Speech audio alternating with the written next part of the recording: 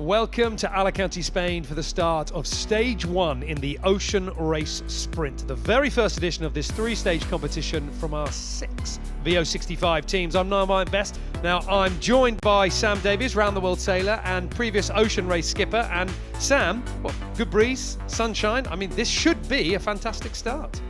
Yeah, Niall, it's looking perfect out there. Looks like there's about 15 knots of wind coming from the west, maybe gusting a little bit higher up to 20 knots, coming off the shore, so it's going to be pretty shifty for that race course. Let's have a look at how the course is laid out here just off the shore of Alicante, because even though we've been talking about the long drag race to Cabo Verde, it starts here with some tight corners and some interesting manoeuvring just outside the city of Alicante before our 6 VO65s will push down to Tabarca, 2 marks just off the island that they have to leave to starboard before then pushing their way further out towards the Strait of Gibraltar and into the Atlantic. Sam, it is a reaching start at the moment as we go on board here. And all the eyes right now looking out for the other teams. Picking the right place on the start line is always crucial.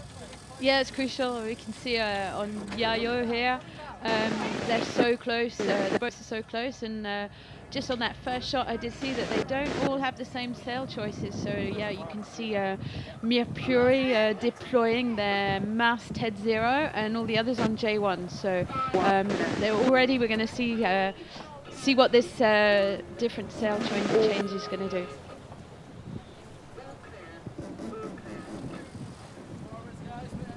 Well, the start underway for the first of the offshore stages in the Ocean Race Sprint, and a good start from off the line. But the interesting thing for me, Sam, was this is meant to be a reaching start. They're meant to be able to lay this line very easily. It's got them pretty tight on an upwind course, actually. They didn't look like they were coming off that line at 90 degrees. No, it looks pretty tight, and it looks like, especially for the lured boats, they only just made it past the pin and potentially might not make it on one tack to the Mark 1. On board there with Wind Whisperer Racing Team, and they've added another, half boat length at least to that advantage. And the interesting thing for me, Sam, was during that import race, they started at the pin end. Arguably a risky place to start in terms of keeping the clear air, but they've managed to punch through. Right now, if the wind stays at this direction, then Wind Whisperer looks set to be able to crawl their way out ahead. On board at the moment with Team Yayo, skipper Jelmer van Beek, leading a team that includes 5 Dutch sailors under 30, and certainly of the 2 boats that we can see from that shot, Mercury Foundation Racing Team and Amber Sail 2, there to windward. Looks really light there now, actually. They're Mercury, they've got hardly any heel on, so these conditions are changing really, really quickly. Wind Whisperer Racing Team still in the lead. Boat speed is good. It's the best of the fleet, over 8.5 knots, but as we look at where that first mark is, it's Mark 1. They are laying Mark 2, but so this tack is very much on here. This was not the intention of the race control team. We know that the breeze through this afternoon is going to put in some twists and turns. Yeah, exactly. But obviously, yeah, you said this tack, but they're actually going to have to tack twice to get round that first mark, and that's a lot of effort and energy for the crew, who then have to go offshore for 5 days after all these manoeuvres. Also, the Dutch team, and I think they're just throwing into a tack there. It's so much easier to tack with the J1 up. They can just flip those tacks through and get the boat going again really quickly, whereas the boats with the masthead 0 have got to furl it up to be able to tack and then redeploy the sail afterwards. Oh, and there we go, a tack change from Team Yayo. That's pretty cool manoeuvre to do, because obviously they've deployed the sail during the tack, so they've minimized the downtime, so to speak, of the boat speed during the tack. Look at the lead now for Wind Whisperer Racing Team. I mean, everyone will be thinking back to that import. Everyone will be thinking that this was the team that managed to come off the line well, hold on to their first place, and then extend. And it looks like in the opening stages of Stage 1, Wind Whisperer Racing Team are doing the same again in the waters of Alicante.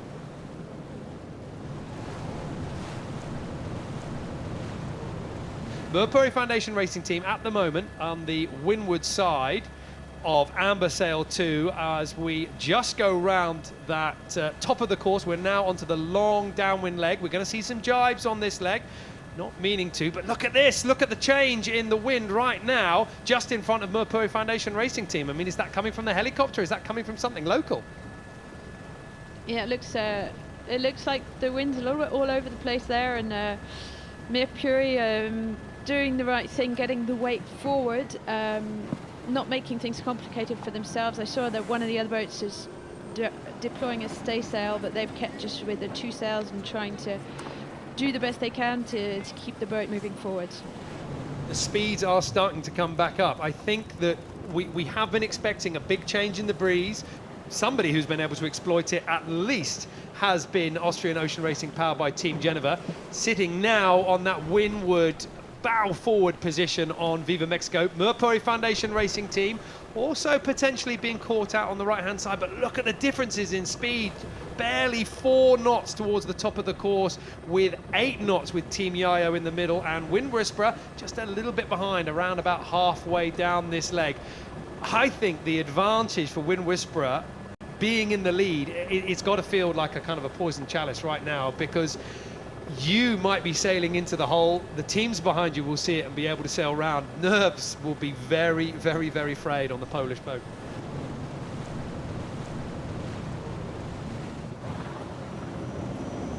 But the boat out in the lead, Wind Whisperer Racing Team, they have sailed. Well, is it luck, is it skill? I mean, surely it's skill, because they did the same in the import race. They have picked their way through the pockets of no breeze, the shifts and everything. And Sam, I mean, they seem like they are very astutely preparing for breeze that we can't really see yet. Yeah, it's difficult from our viewpoint now, where we can't see everything, but it does look like, first of all, they've picked up more breeze as they come up towards that top mark. They're going faster than the others and extending that lead. And yeah, there was Nettie up on the bow, sorting out the sail essentially for the beat that is going to be coming up.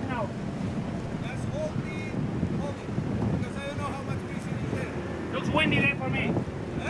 Looks windy to me.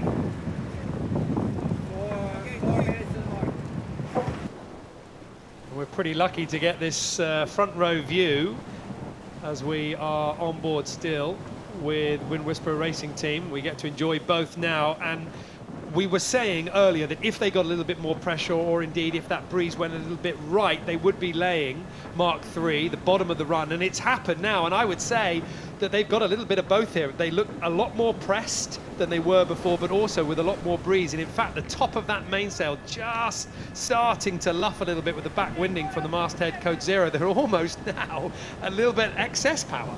Team Yayo leading Merpuri Foundation Racing Team, but ahead of the Dutch boat is Wind Whisperer Racing Team. And there you can see just how much that shift has brought Team Yayo back into the game here, as the Dutch boat bears away now for the furl of the masthead Code Zero, as Merpuri Foundation Racing Team closer to camera, also making a change with that J sail coming up and the masthead Code Zero getting ready to go away. It's going to be here the battle of the sail changes. Whoever gets this change smoothly will be closing up the distance between the Polish boat in first place. Team Yayo here, they are making a strong performance of that leeward position right now. They tacked early after Mark IV, so they have a little bit of leverage off to that left-hand side. And if the breeze goes to the left, they should be doing quite nicely. But as I say that, here comes a little tack for them. They want to go out to the other side. And their Wind Whisperer following them.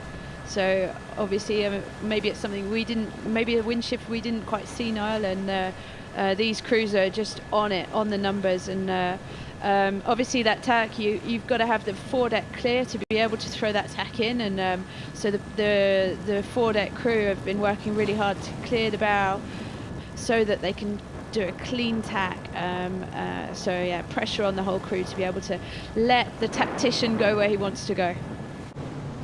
Merpuri Foundation Racing Team hot on their heels of Amber Sail 2. Both of these boats needing to get around that last mark, and it's close for the Portuguese here.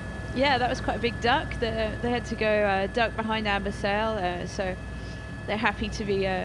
They'll be happy to have caught up a little bit and have a boat to try and overtake on this next reaching leg.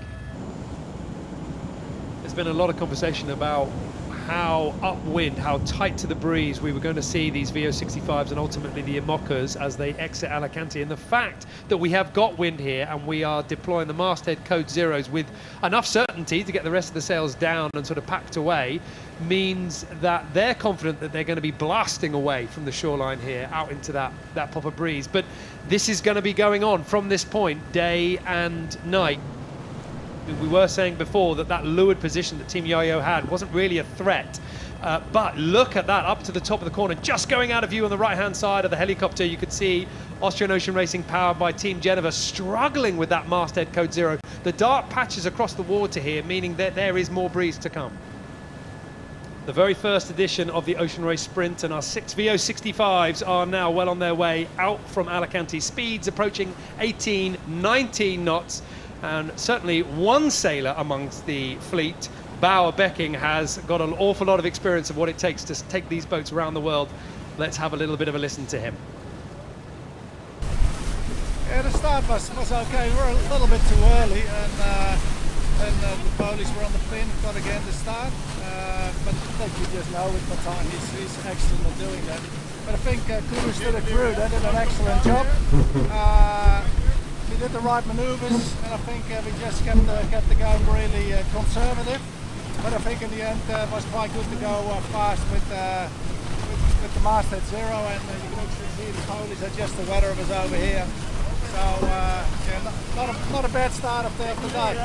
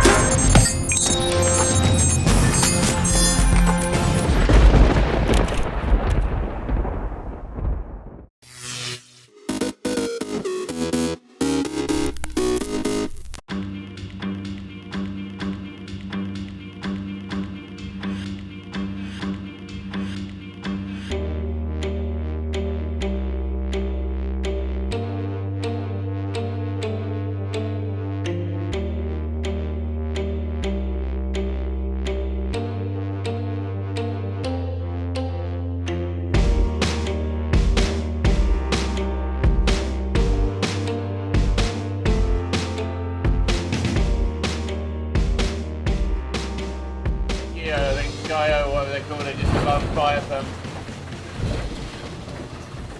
We're in the mix.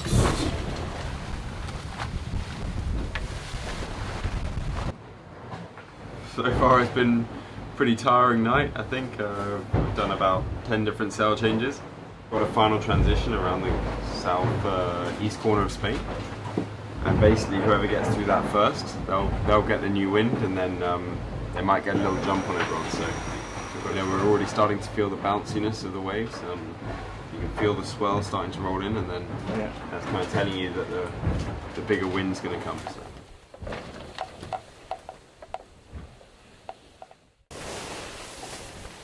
Yeah, what we're doing, tempo's good. It's high. Tempo's high. Tempo's high, yeah.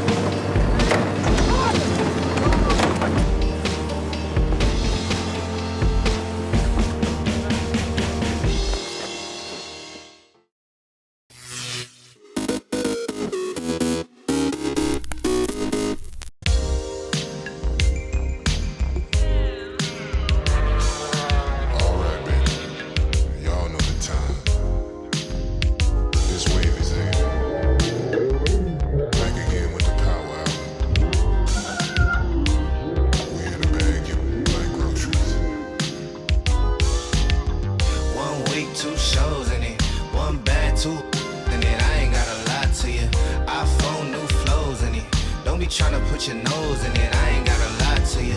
New whip in it. It be hard not to speed in it. I ain't gotta lie to you. Talk with a lot of emphasis. Like me, only difference is I ain't gotta lie to you. I know you're gonna learn to love me. Cause I be pretty when it's ugly. I hit her with a Dougie. I told her, baby girl, you love me. But keep the gavel, don't judge me. I'm everywhere the sun be. I'm at the crib sitting comfy. I go bananas on the monkey. I turned it to a junkie.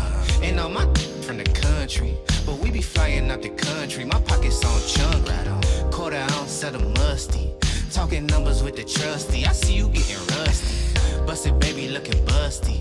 Heard them hating, that disgust me. Man, don't even discuss me. 1 week, 2 shows in it. One bad, 2 in it. I ain't gotta lie to you. iPhone, new flows in it. Don't be tryna put your nose in it. I ain't gotta lie to you. New whip in it. It be hard not to speed in it. I ain't gotta lie to you. Talk with a lot of emphasis. Like me, only difference is I ain't gotta lie to you. I know you're gonna learn to dig me. Cause I be poking at your kidney, your old history. I do my thing, it ain't no mystery. She gon' ride it like she miss me. I'm moving like a. Let's make a toast, I'm getting tipsy. I'm tryna do it like Hov, tryna do it like Nipsey. And with that drama, they can miss me. Blue commas on crispy, her underwear misty. She said a was her best friend. Baby girl, I ain't a freshman, just meet us at the West End. Was just some from the West End. Till we learn to put our best in, we taking nothing less than 1 week, 2 shows in it. One bad, 2 in it. I ain't gotta lie to you. iPhone, new flows in it. Don't be tryna put your nose in it. I ain't gotta lie to you. New whip in it. It be hard not to speed in it. I ain't gotta lie to you. Talk with a lot of emphasis. Like me, only difference is I ain't gotta lie to you. Alright, man. They know that I was back again like I never left. One time for your mom.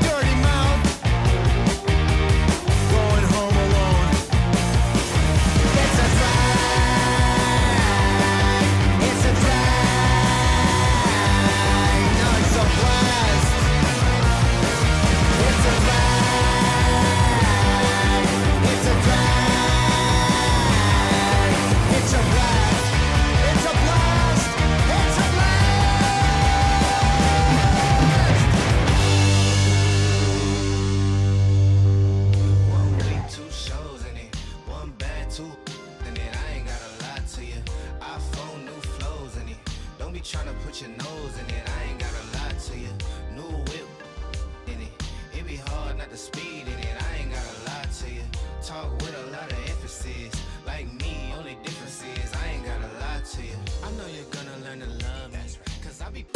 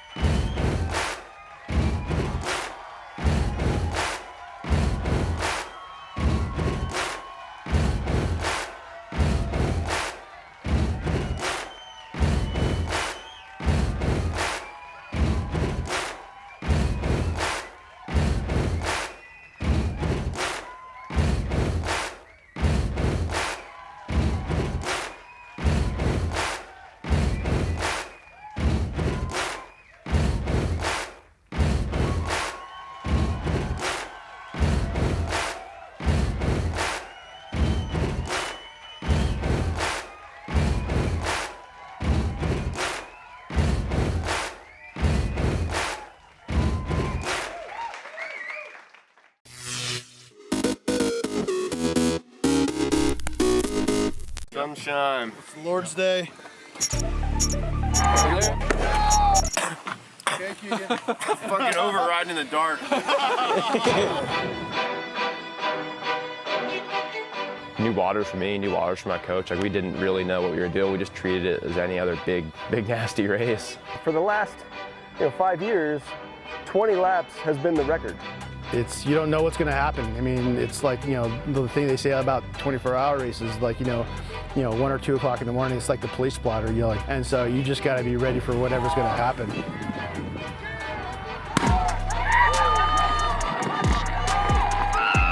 Like, I don't think I've ever ran that fast, especially in bike shoes.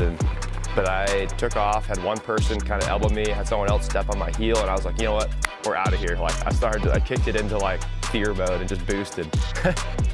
Mission accomplished. Like, I was like, all right, first box of this beast of a race is checked. Like, I didn't crash, I got to my bike, now we can start riding. But there was people like still running past, trying to like get to their bike, and you're trying to weave around them, and like people were pointing like bike rear over here, and it was just like mass chaos. I was kind of looking for Taylor and Timone, and 'cause I knew those guys were like the big, the other solo guys I had to watch out for, and we were all kind of marking each other because you want to keep them in check. You don't want another one of your competitors to get on a group ahead and be going faster than you, and you lose a couple minutes like the first few laps, just because you weren't mentally paying attention. So. Fuck yes! My blind punch. I knew it, dude. Maverick. Woo! Looking composed. Yes. Yeah, yes. Very, very composed. Yes. Chugged that monster from TJ. That was actually, I saw that. I was like, I'm gonna drink that right now. I need this. I need a little boost, a little caffeine, a little sugar. Get me rolling again.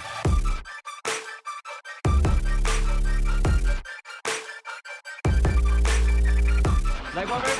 No, arm warmers or long sleeves.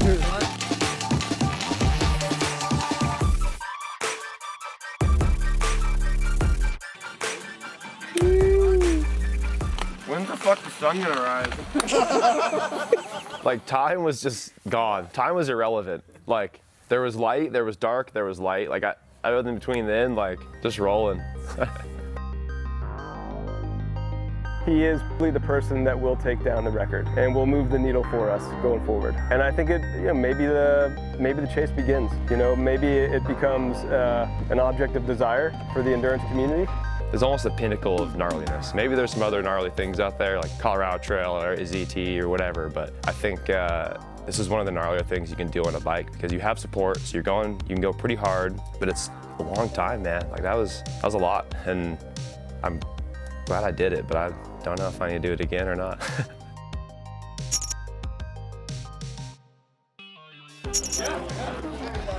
So, how you feel? Pretty buckled. You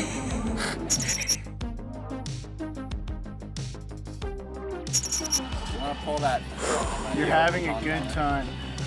Yeah, dude. Yeah. Hey, Lisa. We got you. How's it going out there? Dude, we're having a fucking good time.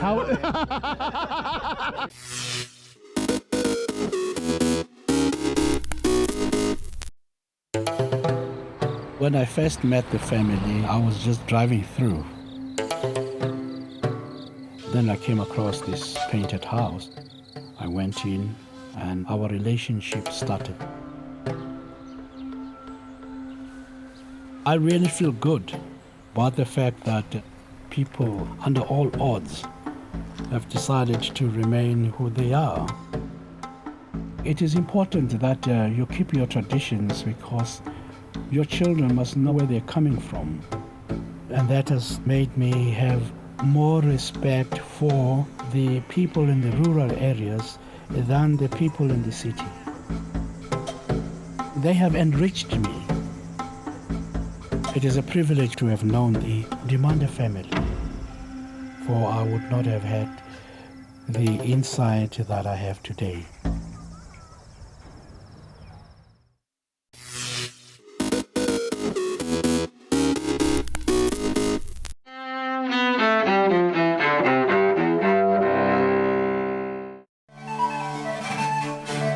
January 17th, 1706. Benjamin Franklin, author, publisher, inventor, and one of America's most famous founding fathers, is born in Boston. 1945.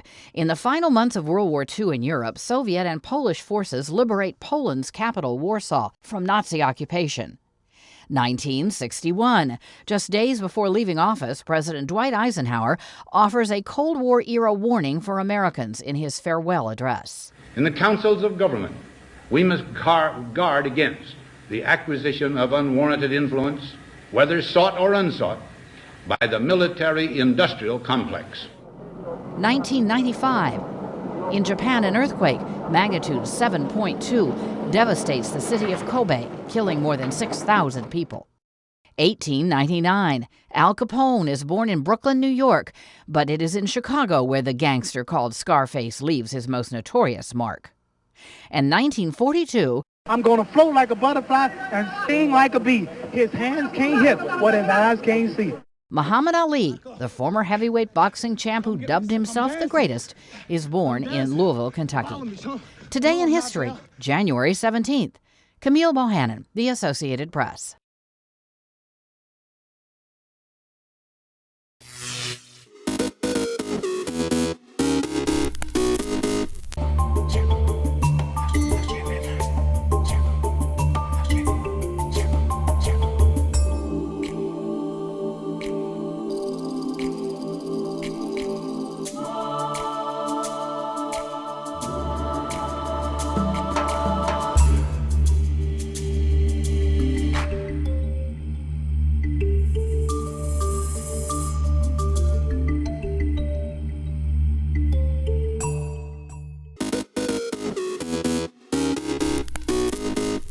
Welcome back in our studio, and in today's news,